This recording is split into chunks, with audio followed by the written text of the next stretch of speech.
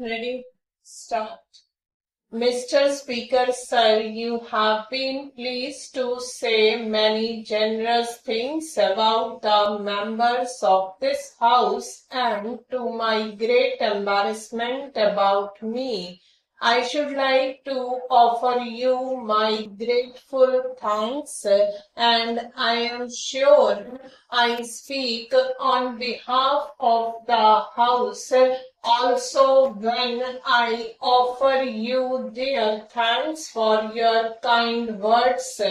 It is befitting that on this occasion, when this Parliament stands at the edge of its own dissolution, there should be some valedictory references to our past.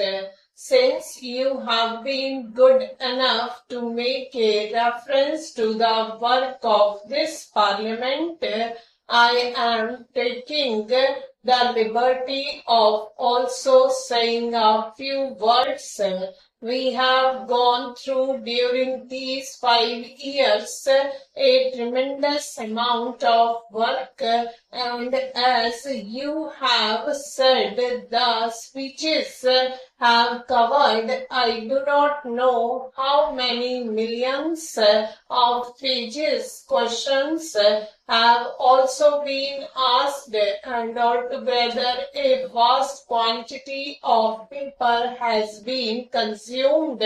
Yet the historian of the future will probably not pay too much attention to the number of speeches of or the hours which the speeches have taken, or to the number of questions, but rather to the deeper things that go towards the making of a nation. Here we have set in this Parliament the sovereign authority of India, responsible for the country's governance.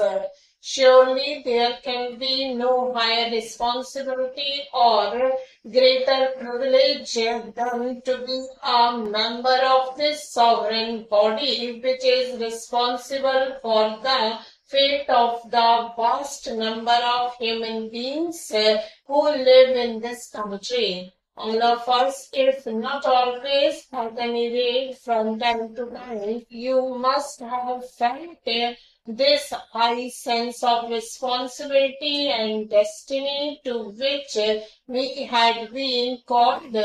Whether we were worthy of it or not is another matter. During these 5 years, we have not only functioned on the edge of history, but sometimes plunged into the processes of making history. We have lived here as indeed people have lived all over the world at a moment of greater change and transition of fast upsets and revolutionary processes. Not only have we been part of that world drama, but we have had our own drama also. It would be interesting for someone to take a rather distant view of the drama of these 5 years and more, not being lost in the innumerable confusing details, but seeing this broad current of history. We choose this system of parliamentary democracy deliberately. We choose not only because to some extent we had always though on those lines previously, but because we thought it was in keeping with our own old traditions, not the old traditions as they were, but adjusted to the new conditions and new surroundings. We choose it also. Let us give credit where credit is due, because we improved to its functioning in other countries, more especially the United Kingdom. So this parliament and the Lok Sabha became to some extent like the British Parliament and the British House of Commons in regard to our rules of procedure and methods of work. Parliamentary democracy demands many virtues. It demands, of course, ability. It demands a certain devotion to work. But it demands also a large measure of cooperation, of self-discipline, of restraint. It is obvious that a house like this cannot perform any functions without a spirit of cooperation, without a large measure of restraint and self-discipline in each group. Parliamentary democracy is not something which can be created in a country by some magic wand.